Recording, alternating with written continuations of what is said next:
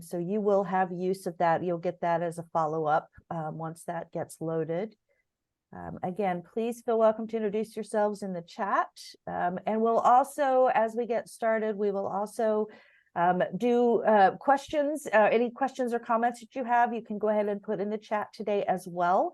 We will periodically take time to review those. I'll keep an eye on them, and I'll stop Steve at different points if we've got some specific questions we need to answer as we go through. He'll keep an eye on it as well. But we will be getting ready to get started here for our learning lab. This is really the final of a series, although this project or this particular session is a standalone session, is building the board's role in finance. And what I'd love to do right initially as we get started is to just take a moment for a land acknowledgement that with the territory that we now know as South Florida has been the traditional homelands of the native nations, including the Tequesta, the Calusa, and today the sovereign homelands of the Seminole and the Miccosukee. So we definitely want to acknowledge and show our gratitude for that. And again, housekeeping wise, if you'll enter your questions as well as your introduction in the chat, we'll also have time at the end to answer any questions that you may have. I will be putting the handout that Steve is going to work through the slides in that, and also as a follow-up email after the fact. With that, we would love to have cameras on if that's possible. It's always nice to be able to, to see faces as we're talking. But again, if you're in the middle of lunch or you're driving or something else, we certainly understand. So if you need to pop them off, we do understand that as well. And then I like to always challenge people to try to turn off your email and other activities for our time together. Again, I'm not, it's not a rule necessarily, but I throw the challenge out to you because I know how easy it is in these types of sessions to just take a quick peek at the email and a quick peek at the other things going on as well. So give that a shot as you can. And with that, I am thrilled to again introduce Stephen Zimmerman, principal and founder of Spectrum Nonprofit Services, LLC, and he's going to be leading our program. Steve has an extensive nonprofit experience, including everything from running as a chief financial officer, a development director, an associate director at a community-based nonprofits, and he's performed turnarounds that result in all kinds of increased sustainability and programmatic reach. So we were thrilled to meet Steve and to get to do a series of workshops together. Steve is the co-author of the Sustainability Mindset, using the Matrix Map to make strategic decisions with Jeannie Bell, as well as Nonprofit Sustainability, making strategic decisions for financial viability with Jeannie Bell and Jan Masaoka. I have to be careful with that one. And in addition, Steve's writing has been featured in Nonprofit Quarterly and Board Source and the Harvard Business Review, and even contributed a strategy chapter to Wiley's Nonprofit Management 101. And I'll put all those in the chat in case those are books or resources that you'd like to take a look at. And with that, again, welcome everyone. Thrilled to have you with us. And Steve, let me turn this over to you. Thank you, Kathy. It's a pleasure to be with everybody this afternoon. Thank you all so much for making the time to engage in this discussion. And a special thank you to the Community Foundation of Broward. I mean, it is so exciting to have a local funder. I mean, funders do believe in the power of nonprofits. We know that because they support them.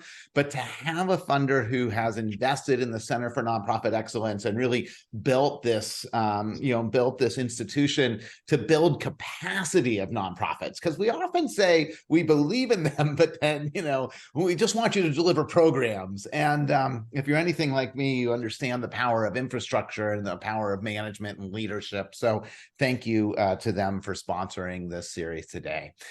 It's just great to see so many people engaged in this conversation today, because I think that there are, let's face it, nobody gets on the board of an organization because of their love of nonprofit accounting.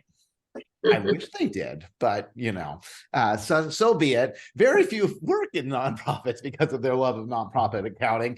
But alas, it is a business that we are running here, right? And some of them are not so small businesses. Some of them are fairly large. So as we think about kind of how do we steward this organization's mission, understanding the finances and understanding kind of what they're telling us about our programs is really fundamental in order to be an effective board member in our organizations. But finances are hard to understand. It's not that they're that complicated. It's just that there's a lot of jargon. There is a lot of jargon and a lot of kind of nuances that, it's easy to get lost in, like it is kind of any profession when you know a little bit about it. So what we're going to do today is really talk through some of those aspects of it and help you kind of understand it a little bit more. So go ahead and share my screen here as we get going. And so our conversation today is really going to be starting off a little bit talking about financial leadership. We'll go from there to talking about financial statements, kind of those things, and then really key things you need to know, different types of revenue. We'll talk about sustainable revenue, reserves, budgeting, cash flow, all sorts of that kind of fun stuff as we go today. And as Kathy mentioned, I would really love to kind of know if you have a burning question as you come into today, something that's just been in the back of your head. If you want at any time to go ahead and put that into chat, I would welcome it. I have my chat box open, but just to also make sure that we cover kind of what's on your mind today. As we get started, let's just kind of take a quick thing. I'm going to put up 4 questions here just to kind of see who's in the room.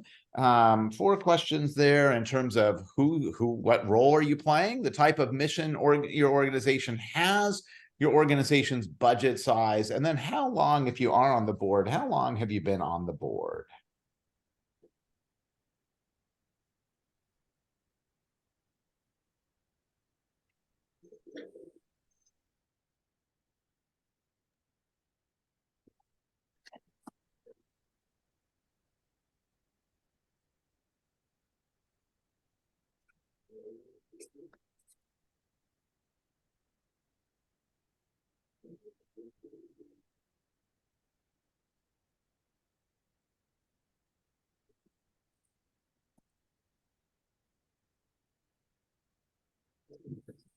Give another couple seconds here for you to input that.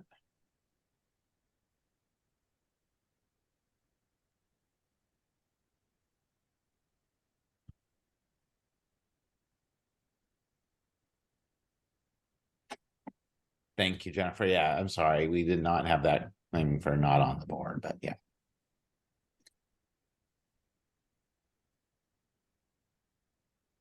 All right. So just to kind of look at that, kind of what that looks like, you can see about even split between board members and staff, which I always appreciate, and I think is fantastic because that way we can make sure everybody's hearing the same thing. And then some combination thereof. Types of mission organizations that we see, most people, 42% again in health and human services, a fair amount in arts and culture and education, and then a fair amount in other as we go down that.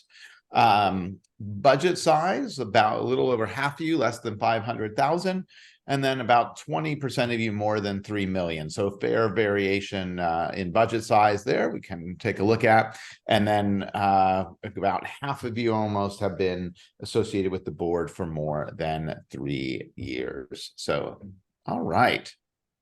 Thank you for that. Helpful as we go forward. So let's talk about what is it that we're talking about today, and what does it really look like? So, when we think about move this over, sorry. When we think about finance, and we think about the finances of our organization, too often our eyes glaze over. It's not something that we really want to talk about and kind of go from there. And we tend to look at things in a silo. Right? Think about your board meetings and how they're often structured. You have kind of financial reports where you look at the financial statements, and then you have fundraising reports, and then you have programmatic reports. So you don't often see kind of the combination of those, of how they interact. Our financial statements do not tell you the impact that you're having for that investment. And oftentimes when we talk about our programs, we don't really talk about the revenue streams that are helping to drive those particular programs. So it is kind of a mix as to what we're looking at, right? Everything seems to be in its own way, in its own silo. But the reality is, and we know this inherently, is that there's a deep interconnectedness between an organization's ability to accomplish its mission and its ability to be financially viable. And every single decision we make as a board affects both of these components. Now, we know this from like when the board has big decisions to make, like, should we start a new program, or should we do a capital campaign or something like that? We've seen that and we know that. But even the small decisions, where does your staff spend their time?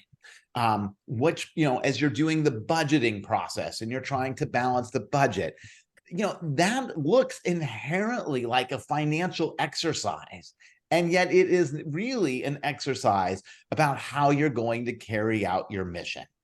So I really believe that no matter your role on the board, no matter your in-depth knowledge of nonprofit finance or not, or your knowledge of the programs or not, that all of us have a role to play as the financial leader in our organizations, and really thinking about, on every single decision we make, what is the financial implication for this as well as the other side, right? So like, let me give you an example. If you're talking about a special event, right? And you're talking about a special event and how we're going to raise money, there's a financial component to that. We're usually pretty clear as to what the goal is and who can you get to buy a table and all those very fun things.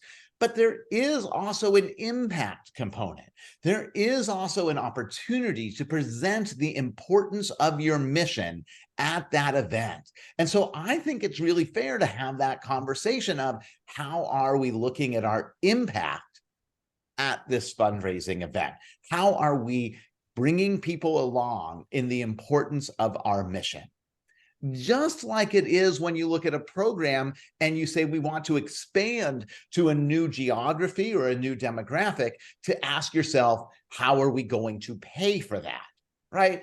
Every decision has both of these. And so our role on the board and our role as leaders within the organization, whether you're on board or staff, is to look at every opportunity and or challenge through both of these lenses of impact and finance. It's not something to be dreaded. It's not something to say, well, Bill's a CPA, so I'm going to let Bill handle the financial part. It's something that we really should all embrace. Bill might add some different expertise. We always want that, but it doesn't mean that we should kind of shun and or just rely on him to do that. So it is about bringing all of us together. That said, as we go along here, we're going to talk a little bit today about financial strategy, right? So yeah, I've mixed them all together, and I just want to acknowledge that. But now I'm going to kind of pull it apart and focus on the finances, because that's really our goal today. So I believe strongly that everybody in the organization, both board and staff, have the ability and should be the financial leader of the organization. So what does that mean? With a financial leader, what do we really look at? And so we kind of think about this model here, which is our financial leadership model, which builds upon each other and builds upon the different steps for an organization. And so it starts kind of, here on the left at the very basic of ensuring accuracy. This is really as tedious as it gets, my friend. This is about internal controls. It's about hiring and staffing or outsourcing your accounting and making sure that you have the infrastructure, the people, and the systems in place to get accurate data. Now, a lot of that, to be honest with you, is operational. Right. And I'm always a little bit hesitant to talk about these things because I want to be respectful of the line between governance and operations. What is the board's prerogative and what is the CEO or the executive director's prerogative within an organization? And to be honest with you, the financial aspect of it, the staffing aspect of the finances is the executive director's prerogative. It is their decision. The staff hires the executive director hires everyone else. So, in some ways, ensuring accuracy starts and is really one of the responsibilities of the executive director.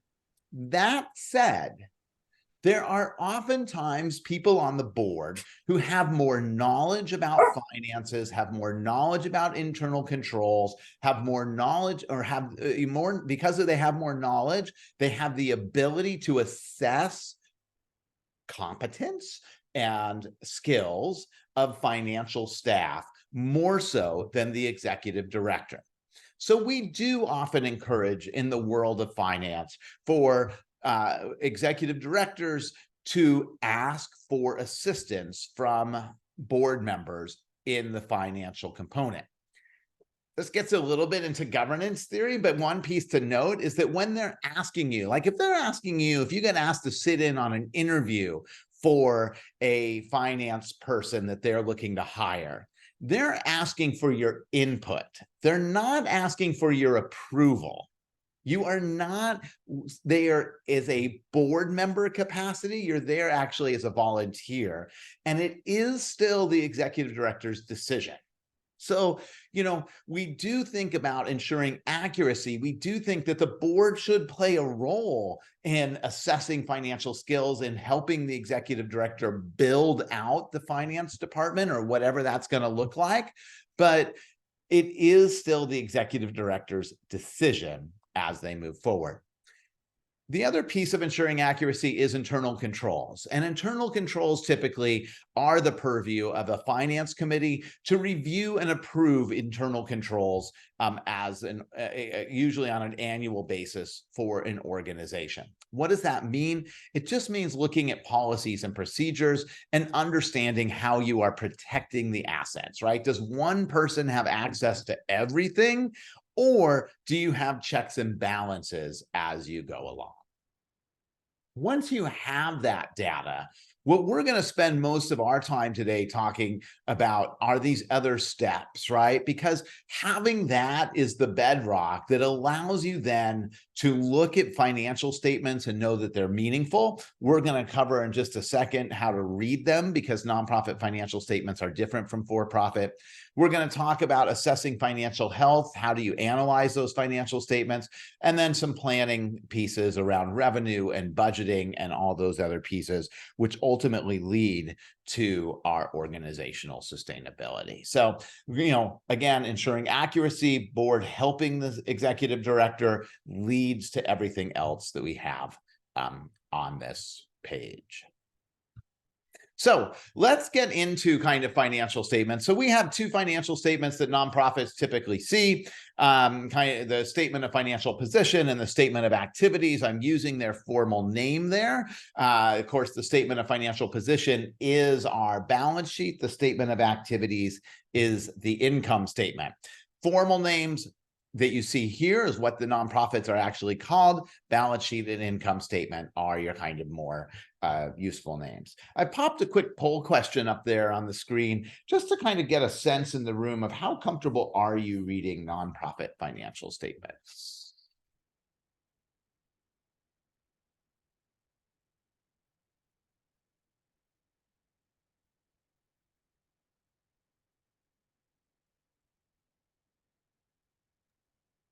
Steve, I clicked in the poll went away, so I don't know what to do. That's weird. Okay. About that. We didn't want your answer, I guess, Ken. I apologize. That's okay. I won't be insulted. All right, so let's just kind of share those. That's helpful for me as we go through it. About a third of you, a little more than a third of you are very comfortable with them. About half of you are somewhat comfortable. So the bulk of you are very or somewhat, and then about 13% are not very comfortable. Fantastic. So I am going to go through the financial statements just so you know. I'm going to do a pretty cursory, big picture look at them. What I always say about this is that I'm a little bit surprised. Maybe I shouldn't be because I've made a career out of it, but I'm a little bit surprised at kind of the lack of understanding of financial statements on nonprofit boards.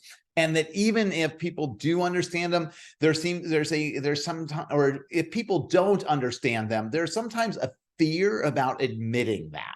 So I really like, when I think about, financial education and bringing people along, look, this is its own language. I recognize that, but is there a way that you can think about putting a little tidbit of training in every financial report, right? So that if you're on the board, if you're a treasurer, or you have somebody on the finance team who's doing that report, just think about, how do we make sure that people actually know what they're reading? Because I know most organizations, they're pretty good at distributing the financial information. And I'm going to speak for myself here from my own experience on boards. Board members are pretty good at ignoring financial information. So, we want to try and actually increase that level. One way to do it is to make sure that people really know what they're reading. So I'm going to show you a couple just quick examples of it and walk through on a very high level kind of what this looks like. Again, the statement of financial position is our balance sheet. The statement of activities is our income statement. So the financial statements I'm going to show you actually right now are from an audit. So they are formal statements. So the statements you receive in your organization on a monthly or quarterly basis may not actually look like this, but if you have an audit or if you formalize your financial statements at the end of the year, they will. The ones that you have at your board meetings shouldn't be too different, to be honest. They should not be too different, but there may be some differences. So just kind of to break it down, really clear, what do we own are our assets. The assets are what you own or have rights to, right? This is the statement of financial position, or the balance sheet. It says so right up here. And it is a snapshot at a moment in time. It is a cumulative look from the beginning of the organization up to that date. I really like this statement. I think it's the most underrated statement, and a lot of boards, frankly, don't look at it. But this is the statement that provides context to the organization. This is a statement that provides context to the organization's financial position. When we look at our income statement, that will tell you how we're operating. This will tell you, does it make sense? How are we doing, in terms of financial health? So assets, things that you own or have rights to. And then we have our liabilities. Of course, liabilities are what we owe. This particular organization is broken down, the way we have it here is broken down between current liabilities and long-term debt. Again, that's usually something you would only see at the end of the year, but it is important to me because current liabilities represent those debts which are due within 1 year, So if your organization, for example, owns a building or has a long-term lease or something like that, you may have a lot of liabilities. You may have a large mortgage, for example. But the current portion, which is right here, as I circle that, is really all that has to be paid within the next year. So it's, again, kind of helpful as you're looking about what your debts are and what you owe to people. Of course, all of this is driving down here towards the bottom, where we get to our net assets. Net assets overall are what your net worth is. If you're familiar with for-profit financial statements, we call it equity. Yours may say equity. That just means that you're using for-profit software, which is fine. But we don't tend to use the word equity because equity implies ownership. Nobody owns the nonprofit, the public does. So that is kind of one of the key differences. Now, if you look into net assets, this is really the big difference that I want to kind of focus on, because this is one of the really important nuances of nonprofit versus for-profit accounting. If you look under net assets here, we have two different types. And the first is without donor restrictions. And then the second one is with donor restrictions. One of the big differences, and it's important for board members to know this, is that how we spend our money is really dictated by donors. Unlike in the for-profit sector, where when I go out and I buy an iPhone, Apple can use their money however they wish. But if I give money to you and for you to do a particular project, you have to do that project with that money, or else you have to give it back, So again, kind of a big difference in that sense. So if one of the things I always try and highlight for people is that, if you look up here at cash, this organization says it has $122,000 of cash in the bank. And you may be saying, oh, that's fantastic. We have plenty of money. However, it is possible that of that 122,000, 42 of it is what we call purpose restricted, which means you can't control how you spend that money, right? So that is an important nuance in our sector and in nonprofit finance. You can see there with donor restrictions, it is purpose restricted, which is what I was just talking about. Time restricted. So that just says that it's going to be given over time, over multiple years. If you get a 5-year grant, you would record that as revenue all in the year it's pledged, but then you would show that up as time restricted. And then lastly, our perpetually restricted or endowment is money that you can only use for the interest or the income it generates. Again, all of this is dictated by donors. If you want to change it and use it for something else, you need to get the donor permission.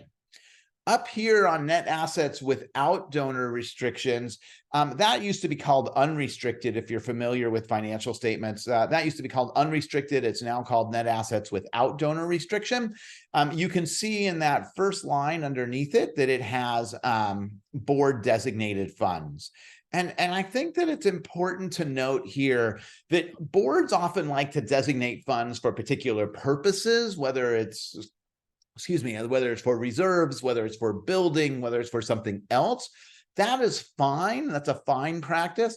But just note when you do that one board can restrict it. And if you go off that board, another board can unrestrict it, right? That it is a board restricted that does it. It is not like a safe that you're putting it in and locking it away for good. So that's the difference between without donor restrictions, the board gets to decide how that money is spent. With donor restrictions, the donor gets to decide how that money is spent. So that's our balance sheet. Again, assets, things that you own, liabilities, what you owe, driving down to net assets, which is your net worth. So the flip side of this financial statement is the one that most of us are familiar with because we're used to watching it against the budget, which is really looking at our statement of activities, as we call it, or our income statement. You can see it up here, the title, and then it's for the 9 months ending September 30th. So this is usually for a period within the fiscal year. It's broken down, not surprisingly, between contributions or support, philanthropic support, earned revenue, what they call revenue here, and then our expenses. This particular financial statement, and the format that we've chosen to show it in, is called a functional financial statement, because rather than showing all the individual account lines, it actually summarizes them by the program. So I like this format. I like this format a lot for boards, especially because I can look at things like counseling and services. You know, I can see right away what our largest program is at $425,000, right? And see where we're spending money on. It also does have kind of the ability, it breaks out these things called supporting services, which is admin and fundraising. Admin and fundraising. Those numbers are important because this total of those numbers, which is $126,000, that divided by our total expenses is our overhead percentage, that number is very important for donors. I don't, it's not a meaningful number, to be honest with you. It is not an accurate, reflection of nonprofit efficiency or nonprofit effectiveness, I should say. But it is a number that a lot of donors do pay attention to. So it is something to be mindful of. In this particular case, I was just trying to do my math quickly. It's about 17%. People will always ask kind of, what's a good percentage of overhead? It really depends on where you are in your life cycle. If you're just starting out, and for a lot of the organizations that we have under 500,000, yours may be substantially higher, especially as you're growing, because typically we have to build infrastructure first to support programmatic growth and income growth. So it may go up and then it may come back down as your organization's budget grows.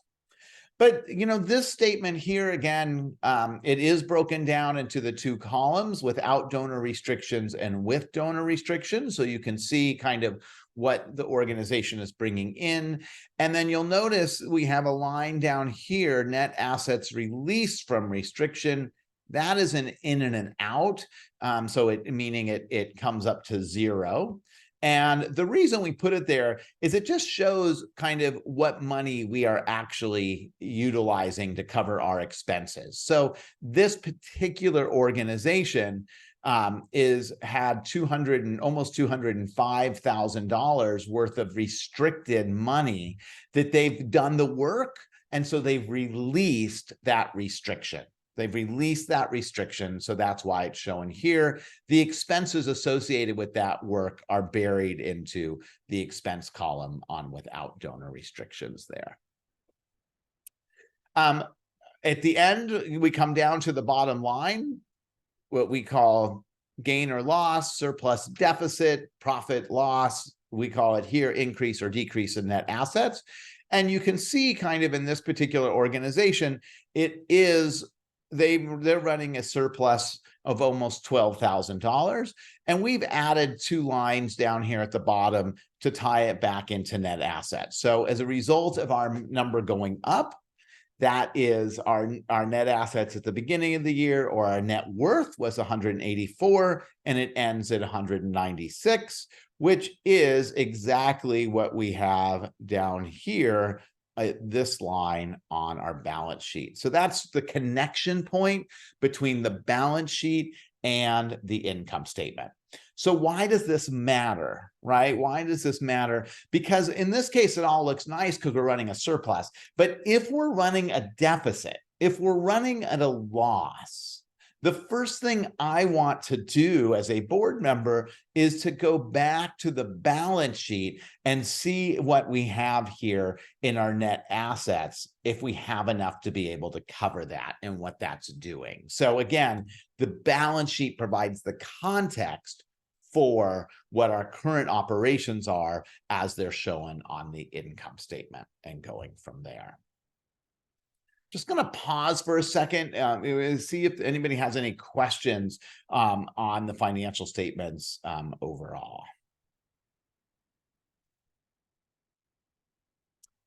I did get a great question on the statement of activity. Do you recommend differentiating between fundraising events and fundraising campaigns? So the thing that I will do on the income statement is so you'll notice up here we do have fundraising events net, and there is actually I'm going to forget the technical word, so I'm just going to say a guideline that the way the IRS and the Financial Accounting Standards Board want special events cover is shown on the financial statements is net. So what they say, for some reason, they differentiate special events and say, that isn't what your actual mission is as an organization. So they have fundraising events or special events showing net, which means above the line here, it's the gross revenue minus whatever it cost you to put that on. So you might have brought in 150,000, but spent most of it, spent most of it on the expenses. So that's showing it net, and you would show that there. On fundraising campaigns, right? And those kind of annual appeals and things like that, those are considered by the IRS the regular course of business. So you would show in that case the income gross up there, and then the expenses would be shown under fundraising, why they split it out that way, because fundraising events have now become the regular course of business as well, but that's a whole nother technical subject. But hopefully that helps. Good question. Any other questions people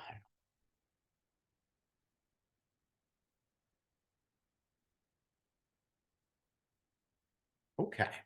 So again, I think oftentimes when we look at financial statements, and I know from the poll question, a lot of you have experience with them, but just think about kind of even that little tidbit, taking a part of what I just talked about, bringing it back to your board and incorporating it into your meeting can really help people that don't know how to read them have a more meaningful role as you go along. So now let's take a look at 4 kind of key areas when we're looking at this. The first one is looking at immediate financial health. So thinking about our financial statements, how do we understand immediate financial health? And for that, we're going to look at cash flow. I think one of the key things to remember as a board member is that cash flow can be really tricky and hard for organizations. And why is that, right? Because our number one expense is payroll. And employees are pesky.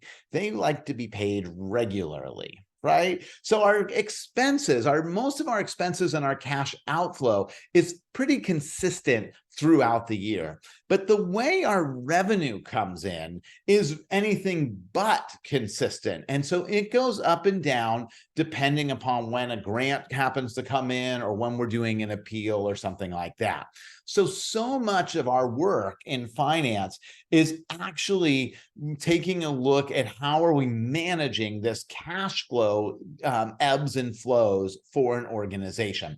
And I will tell you, it really doesn't matter the size of your organization. Almost every organization has this. Of course, larger ones tend to have a little more cushion, but it still can be tough. So 2 kind of quick ways of looking at this that I want to share with you, 2 kind of ratios that I look to see how are we doing on cash. And I really love these 2, and maybe you'll see why in a second, or maybe you'll think I'm crazy. But it is, the first one is what we call the quick ratio, which takes a look at cash and equivalents over total current liabilities. So we're asking the question, do we have enough cash to pay our bills? And I know some people on this webinar are like, Steve, I was promised no math today. But here's the good thing about it. If you go to the balance sheet and you look at the balance sheet, again, our organization here, cash is at 122,000 and our current liabilities are at 56,000. Again, cash, obviously good, liabilities are what we owe. So even without doing the math, do we have enough cash to pay our bills? Yeah. So, so this is not about necessarily pulling out a calculator.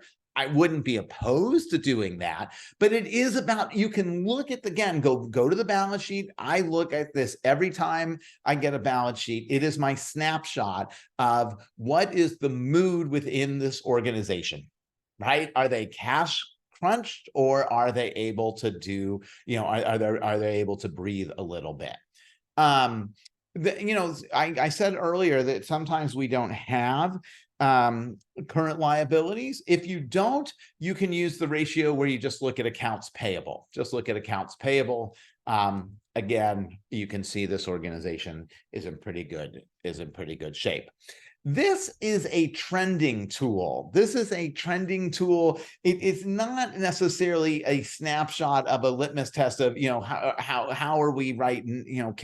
Does this mean we can grow as an organization? No, because it doesn't give us any input or any information about when we're getting more cash in. It doesn't say, are you in the peak of what your cash flow cycle is, or are you in the valley? Right. So when I was a CFO, we got most of our money from individuals. Individuals like to give in December. So if you looked at this in December, it looked like we were really rich and doing great. But I knew that we had to keep that cash all the way till April or May when we had our next appeals. So it was, it doesn't necessarily mean you can grow. It just gives you a temperature check as to how is the organization feeling right now in terms of cash. What do you do if it's below 1? Panic is not a word I like to use, but it is kind of gives you a sense of being able to say, okay, at that point, that somebody in the organization is deciding what to pay and what not to pay. Typically, it's accounts payable that are not getting paid. You don't pay your vendors because you're trying to meet payroll. So just something to kind of monitor there. Immediate financial health, again, just looking at the balance sheet and saying what's happening on those things.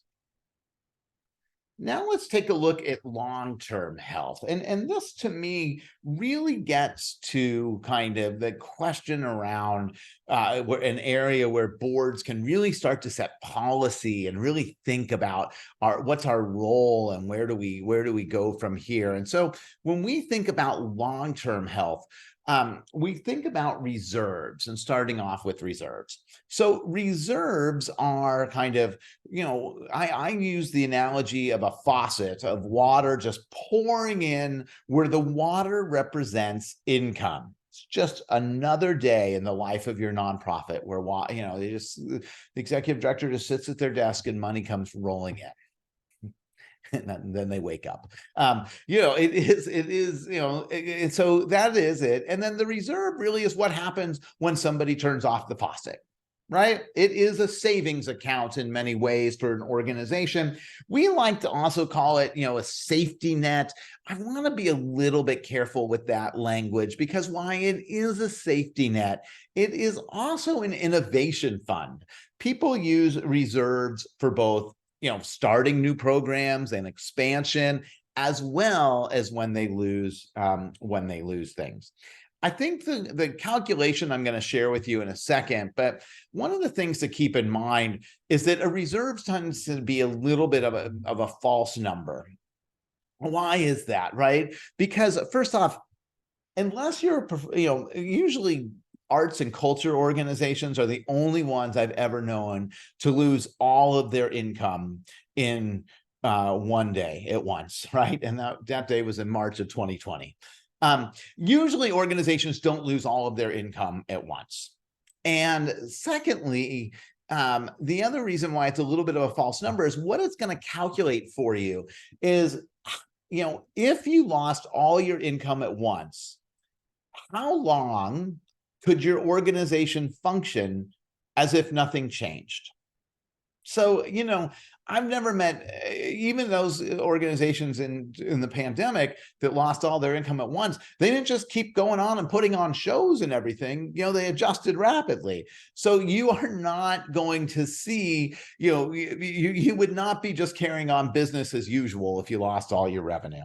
But it's one of the best indicators that we really have of financial viability and that ability to withstand shocks economic disruption, political, social disruption, all sorts of disruptions of kind of how much cash do we have on hand? What can we do? So there are two different equations that we have for reserves. There's actually a lot more than that, but I'm just going to share two with you. This gets a little bit technical. As a board member, you don't necessarily need to know what the equation is, but just that somebody should be calculating reserves. But we use kind of, again, the more standard one is net assets without donor restrictions. So going to the balance sheet and having that, and then dividing that by typical month's expense. Sometimes people will say, well, wait a second, Steve, why don't we just use cash, right? Because net assets without donor restrictions not only includes cash and investment, but it also includes accounts receivable, so money that you're owed and you haven't gotten yet. And it also includes fixed assets, right? Desks and computers and things like that, vehicles that you own. And frankly, that if you were in a lot of financial trouble, you would probably sell, right? So, it does include that. The reason why I focus on net assets without donor restrictions is it pulls out all that restricted cash, So it's a cleaner way of looking at that number. I do, however, have another ratio that we use, which we call the liquid reserve, that takes out our fixed assets because many of us don't want to get into the position of having to sell our buildings and vehicles and stuff. So net assets without donor restrictions, less fixed assets divided by a typical month's expense. So again, you would get this information from a mixture of your balance sheet as well as your income statement. I don't want to get too hung up in the equation here, but you should, you can ask your finance person if you're on the board, what is the reserve, and then they will calculate it for you and come up with an answer. This particular organization, their reserve is 1.16, their liquid reserve. And what that means is that if they lost all their revenue today, they could last for a little more than 1 month, for their operations. So I'm just kind of curious as we talk about this, if you have an idea about what your organization's reserve is. This poll is anonymous, so nobody's looking at it. If you don't know, just don't answer. Although feel free to guess. Feel free to guess if you would like.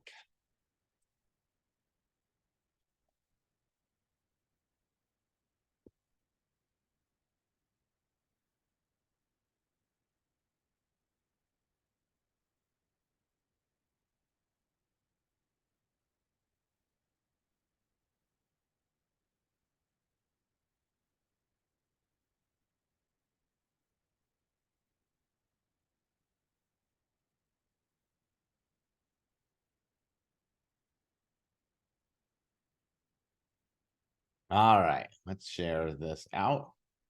Look at that. Split evenly between all 4 categories, right? So about a quarter of you are less than a month, a quarter of you are between 1 and 3, a quarter of you between 4 to 6, and a quarter of you are more than 6. So I think this is important because here's why. We don't talk about reserves very much, honestly, in our sector. We talk about them, but the feeling that we often have as staff, and I'll speak from a staff perspective, is that everybody else's reserve is much greater than ours, and that we are the precarious organization while everybody else is doing better. And so I do think it's important to know that there's a mix. Everybody is kind of all over the place, right? But it is kind of, so that's kind of an interesting note that kind of, again, that we are all over as we go. What is a good reserve? What do you think is a good reserve? What would you say? Put it in chat if you want.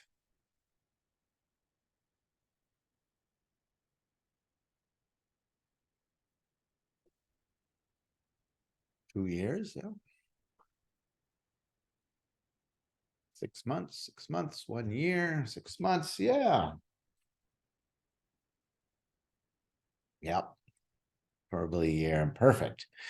Yeah, so in some ways it is the more the merrier, right? We won't think. Although, let me be honest with you. I mean, I say that half jokingly because there is always a tension between putting money out into the community and building it for a reserve, right? So it is kind of that is the tension of what we're feeling. Could we expand our mission and have greater impact, or build our own financial sustainability?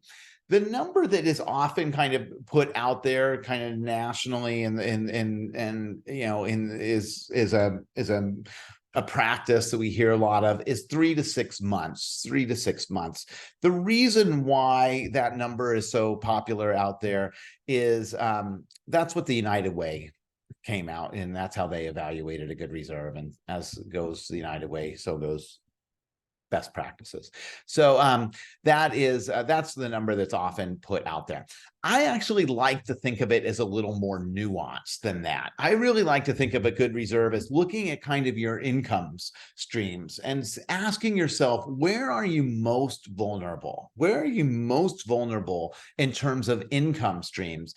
And then really thinking about, how do you tie your reserve to that income stream? So, we work a lot with Girl Scout councils, and I will say to them, oftentimes a good reserve for them is 1 year's cookie sales, because that's a pretty big driver of viability for those organizations. So, 1 year's cookie sales, have that in reserve. Then if God forbid something happens and they don't have cookie sales that year, they have a year to kind of organize and move forward.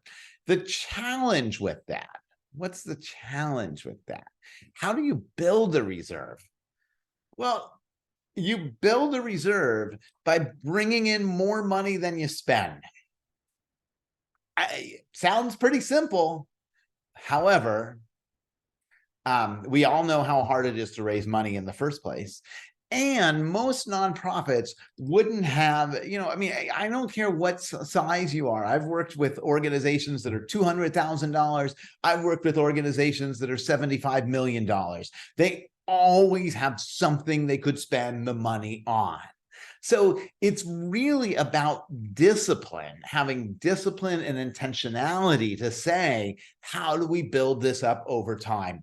And I will tell you that if you take nothing else away from today's conversation, I really would focus on this, of having that discussion among your board of, what do we want the reserve to be?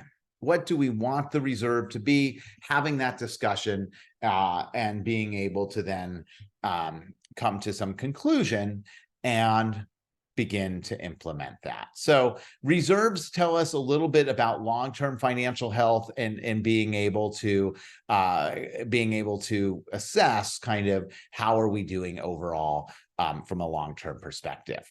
So with that, we talked a little bit about how do we build the reserve, and that really comes back to budgeting. Oh, nothing more exciting than budgeting at nonprofits, and that exciting board meeting when you get to discuss the budget.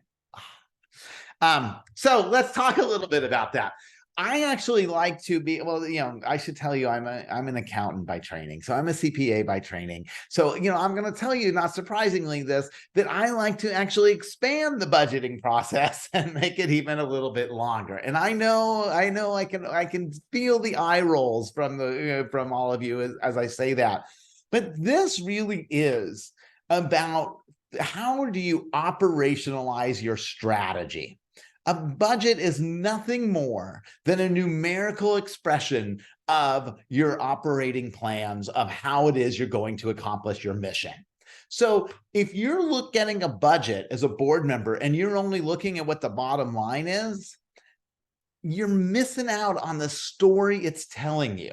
Because what it's telling you is, where are we investing resources? Where do we believe is the best place to spend money to accomplish our mission in the next 12 months? So that's a very different discussion, right? That's the discussion that intersects impact and finance.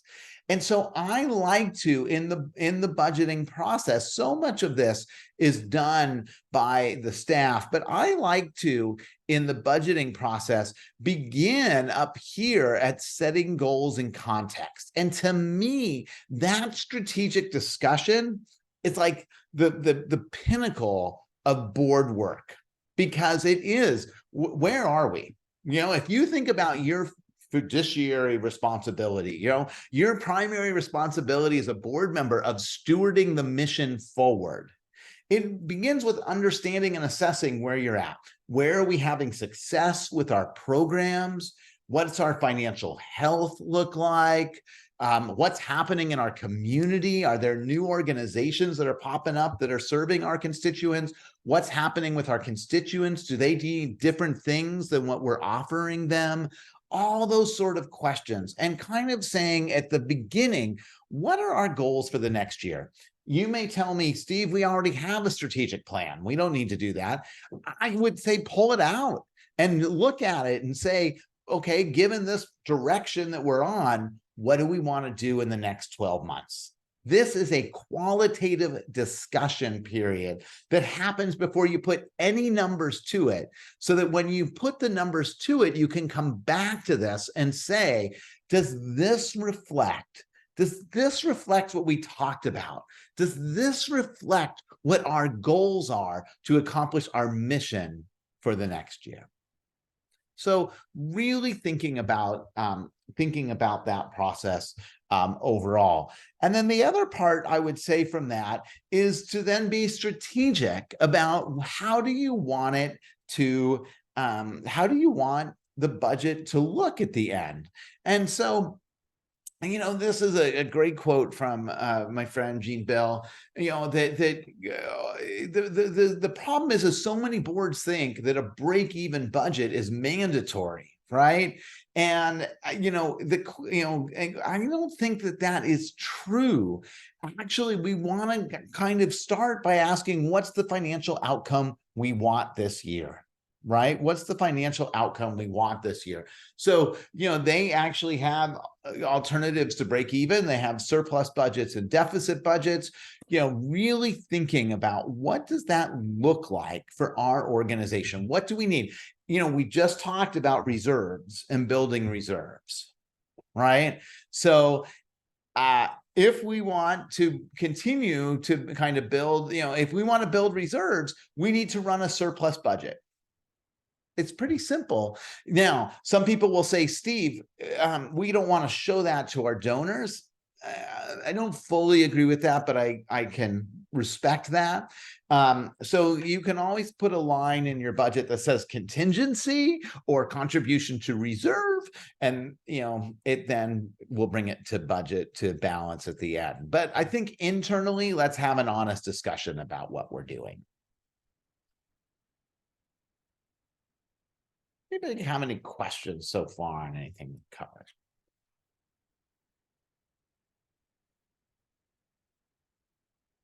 Just give you a second. You want to put it in chat, or you can use the raise your hand function and come off of mute if you would like.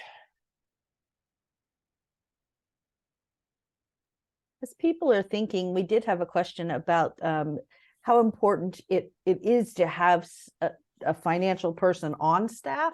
And, you know, obviously for larger organizations that may look different than smaller organizations. So maybe, you know, if you don't, you know, if you're the only staff person, for example, what are some other strategies to get that expertise in to help your organization? Yeah, it's a great question. So I like to think about staffing an organization as having the finance function of an organization has three levels. Transactional, which is the bookkeeping level, so inputting data into the accounting system. Operational, which is the doing reports and getting data out of the accounting system. And strategic, which is the using it to make strategic decisions. And every single organization has all three of those levels. I don't care if you're 8 million or $80,000. how you staff it really varies by that size, right? So there are, oftentimes organizations will start and they'll use QuickBooks or something like that. And it might just be if you're all volunteer, or if you have a part-time ED, you might just have that person entering things into the accounting system. Maybe you have a board member who might enter things into QuickBooks, or I've seen some even just use Excel files, some way of just tracking where money is coming in and where it's going out. Then as you grow, you may begin to staff it differently. So a lot of smaller organizations will outsource their accounting. So you can outsource your accounting. I think that's a great way to go. It provides you kind of with a level of expertise. If you go to your accounting firms or others that will do this, it provides you with a level of expertise that you can take a very slim percentage of, right? So you get smart people, but you only get them for the hour or so that you need a month. And then, they're doing, in that case, they're doing the transactional, they're doing that transactional piece, and then maybe a board, and sometimes operational, and then maybe a board member's playing the strategic piece, right? So just, again, you're kind of mixing and matching and pulling things together to make it work. I do think once you get to a certain point, thinking about building that financial expertise in-house is probably a good idea. What that point is I'm going to give you a number, but don't hold me to this. For me, it's about between $1 million and 1.5 million. Really thinking, how do we build some financial capacity in? Tim. Yeah, I had a question related to building a reserve. Yeah. It's kind of specific. Are there specific accounts for nonprofits that are kind of a good, it's like we have our checking account. Is there a savings account, or some way we can be just being more strategic with the way that we build a reserve? Yeah, so there are. I mean, and it's interesting because now that interest rates are coming up, there are actually some good options for accounts out there. I've seen a lot of organizations will put it into some sort of money market account, which is, and some even set it up so money sweeps or gets transferred back and forth automatically. But money market accounts just pay a little bit of a higher interest rate than just the checking account, so you can keep money in there. The other thing I've seen a lot of organizations do is, especially lately, is certificates of deposit. So CDs.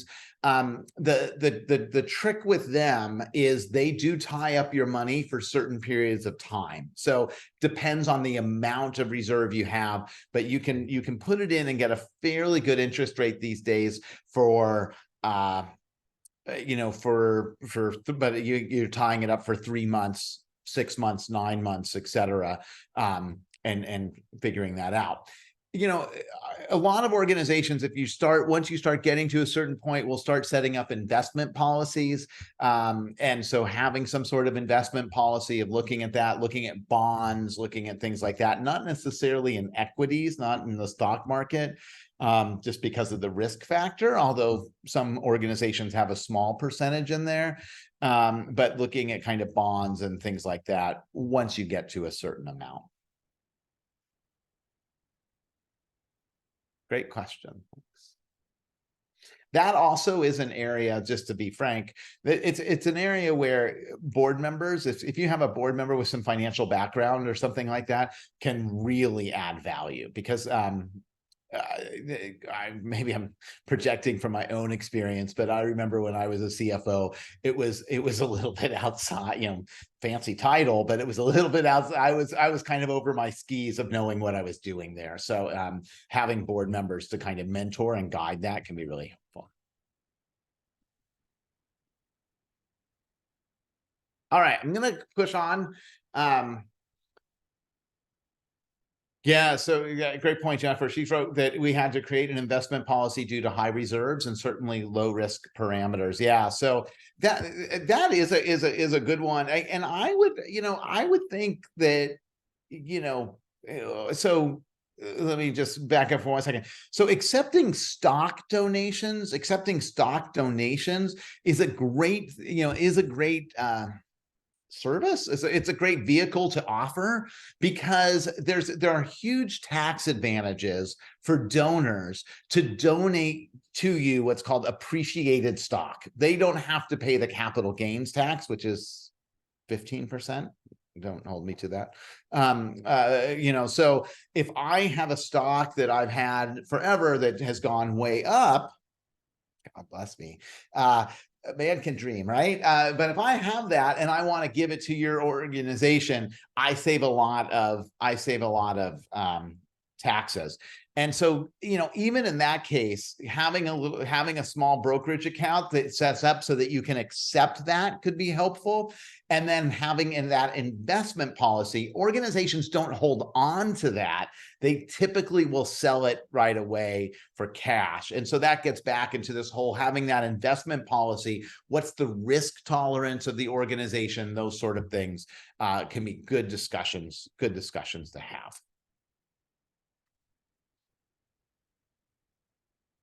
All right, so yeah. Dudley, do you have your hand up? Go ahead, Yes. Chedley. Hi. Hi, Steve. I'm here with with my treasurer actually, Hi. listening. So, one of our longtime goals is to, build an endowment fund. Mhm. So that it can build the sustainability in the future. Mhm. So is it common to, because you mentioned investment accounts, right? Investment account. So if we went into an investment account and the interest on that in the investment be directed into an endowment account or an endowment fund to Mhm. build it towards, so that we can make that endowment transaction. Is Mhm. that common? And are we required to let the donors know what those funds are going?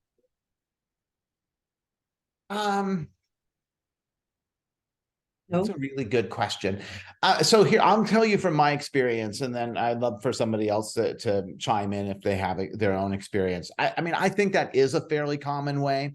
So I think one of the things to be mindful of is that use of the word endowment, right? So, because endowment often implies perpetually restricted, meaning you can't touch that money.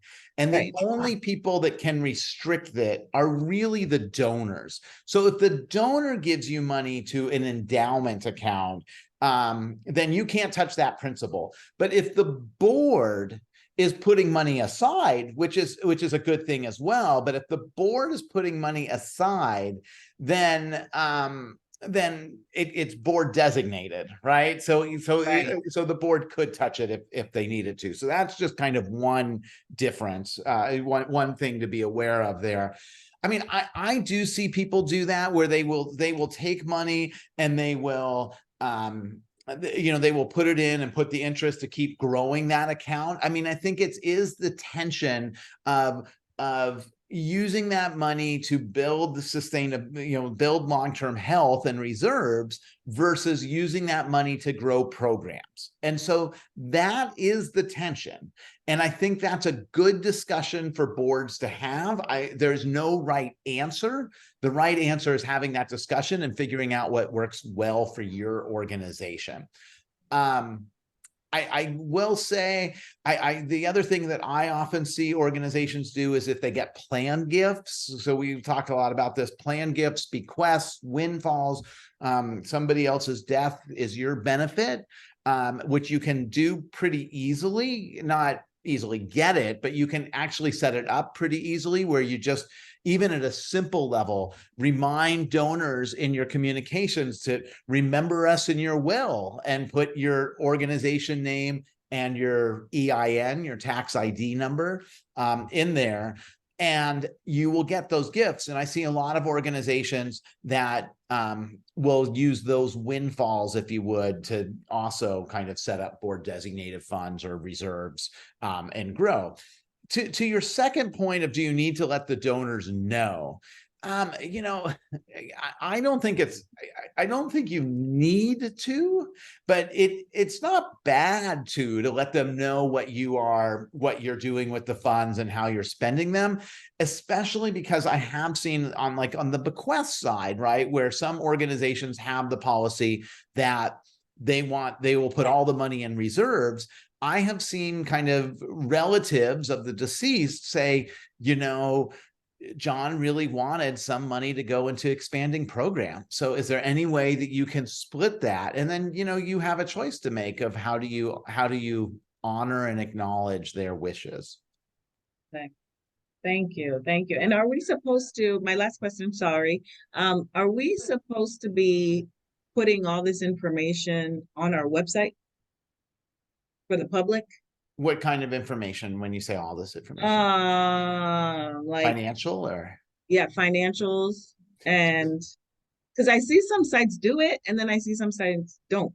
Yeah, so you know, I'm gonna be honest with you. I'm gonna share that I tend to fall on the transparency side, and I think the more transparent you can be, the better.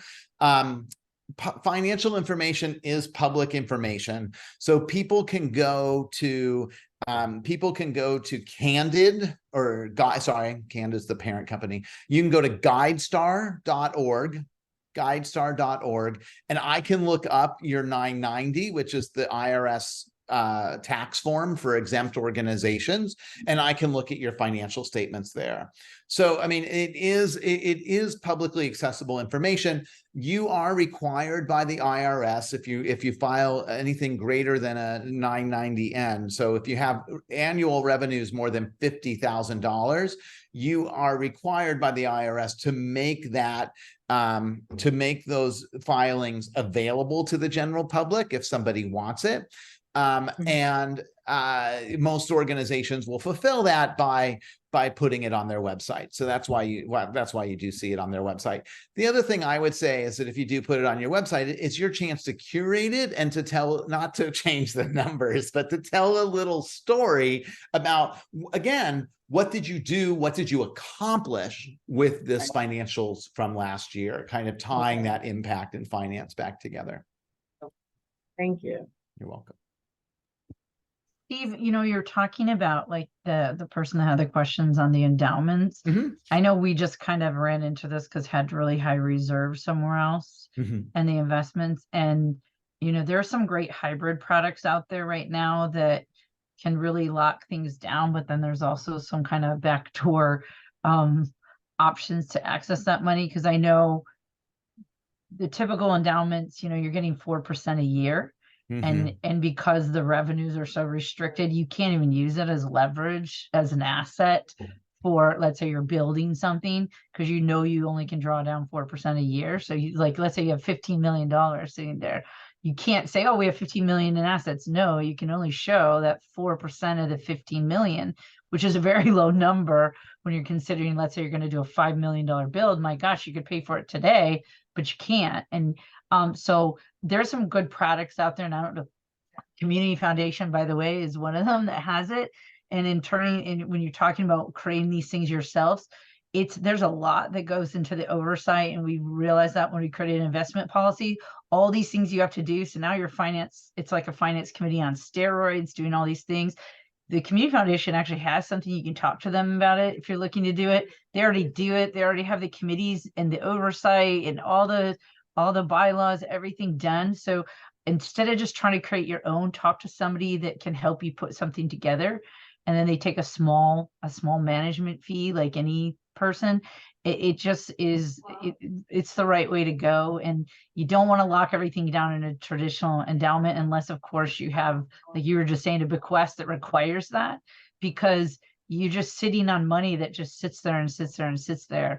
And it could be maybe better put to use in terms of growth and other sustainability products. Thank you, Jennifer. It's a great point. And I was wondering that, and I didn't want to say it because I don't know enough about the Community Foundation. I'm embarrassed to say say that, but community foundations typically do offer those products and services, and it's great.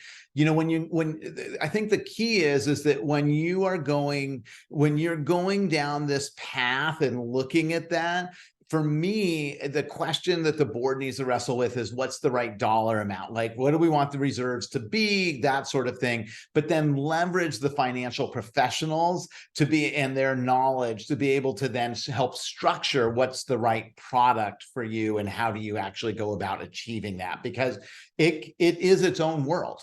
And like anything, it's its own world, and you learn a lot. But again, impact finance, if you're building an expertise in that area, what's the opportunity cost, right? The opportunity cost could be a program area, it could be something like that. So making sure that you leverage knowledge in your community, and community foundations, again, are great places to have that discussion, because investment policies and all that sort of stuff can become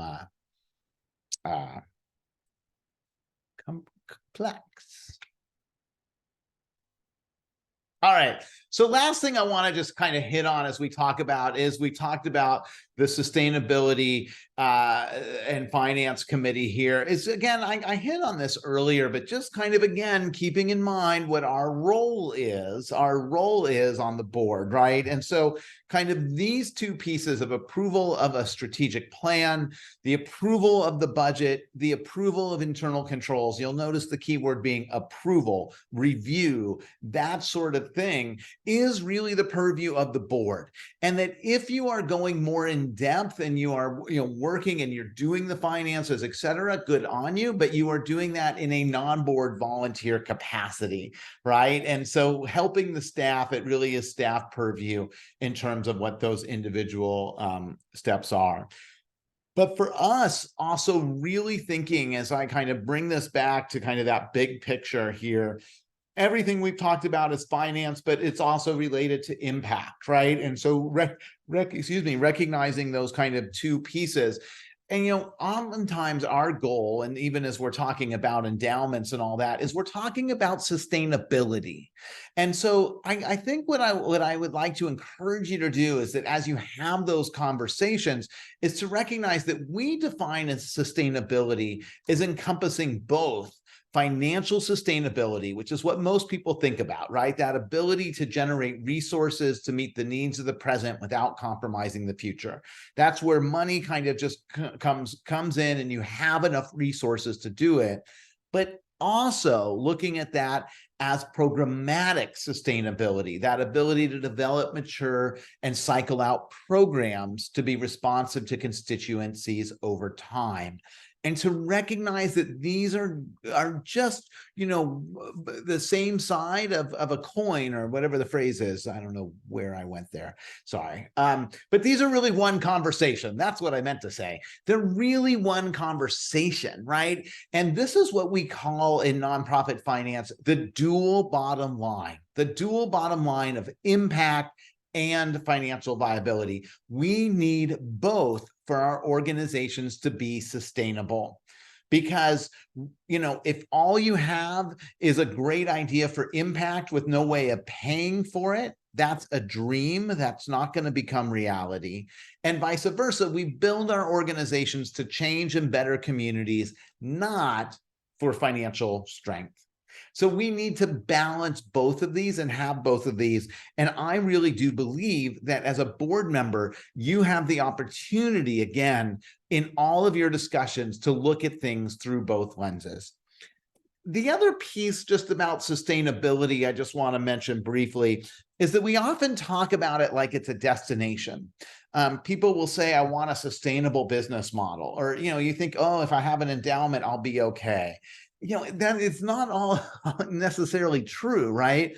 And really sustainability is an orientation, not a destination. What is sustainable today is always changing. Your revenue streams are changing, how things are happening always change. And we know this inherently in the for-profit sector. We just don't talk about it, right? I mean, where is Toys R Us today, or Best Buy, or any of these other huge corporations that at times were sustainable, and then, the world changed and they're not.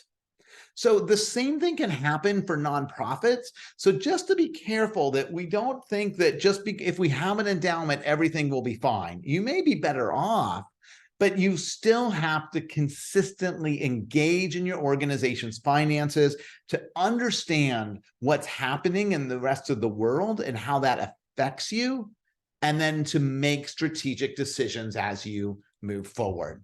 And so that, to me, is what the role of being a financial leader, which you all are, involves, right? Moving beyond, it's not mission or money, it's mission and money. Holding those two together, right? Building financial leadership on the staff and board, meaning having, doing those exercises where you're, educating people on how to read financial statements and how to analyze them. I can't tell you how many organizations where I saw when they were pivoting during the pandemic, certain board members were cut out of that conversation because they didn't understand what the financial health of the organization was. And I don't think that that leads to a strong organization. It certainly frustrates those board members, but it also, they have valuable input. But they are, having everybody understand both the programs and the finances. Yeah, you can have expertise in one or the other, but holding both of those leads to a better organization. And you do that by cultivating financial leadership and having financial education, understanding the business model. How do we generate resources? How do we achieve impact? Understanding that and moving that forward. Recognizing the relationship between strong infrastructure and strong programs. Let me tell you, as a nonprofit staff person, my favorite question from board members is, do we have the right infrastructure in place? Because we tend to overlook that. And there's a lot of talk out there about the nonprofit starvation cycle, where we basically are hollowing out nonprofit organizations internally because we're not funding the infrastructure necessary for them to thrive. So as a board member, recognizing that, being proud of what your overhead is and what your infrastructure required, and making sure it's the right size. And then ultimately, in the end, setting the tone of accountability and transparency, because we are funded so much by the public, and we need to build more trust with our donating public to be able to get philanthropy up. And one of the key ways of doing that is having transparency and accountability for how our resources are spent. It sounds like a lot, but it begins with just the easy conversation of what's our financial health. Let's read and understand these financial statements, which all begins, frankly, with taking an interest in the organization's finances and understanding that nobody else is going to do it. Actually, that role falls to you as a board member, no matter what position on the board you have. I'm greatly appreciative of everything you do on the boards, and for in particular helping build stronger. I'm going to leave my contact information up there. So if you have questions, by all means, you can always feel free to reach out. And then we have a couple minutes left. So I'm also happy to take questions if you have. And I'll go ahead and stop recording here. And that way, if you do have a question you'd like to ask that you don't want as part of the larger recording, you can be safe on that.